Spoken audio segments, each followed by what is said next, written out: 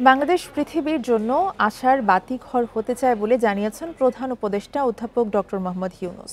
মঙ্গলবার কাতারের দোহায় আর্থনা শীর্ষ সম্মেলনের উদ্বোধনী অনুষ্ঠানে বিশ্ববাসীর উদ্দেশ্যে দেওয়া বক্তব্যে তিনি এ কথা বলেন। আর্থনা শীর্ষ সম্মেলনের উদ্বোধনী অনুষ্ঠানে প্রধান উপদেষ্টা বলেন, বাংলাদেশ এখন এমন এক অবস্থায় দাঁড়িয়ে যেখানে একটি নতুন সামাজিক চুক্তি করার সুযোগ এসেছে।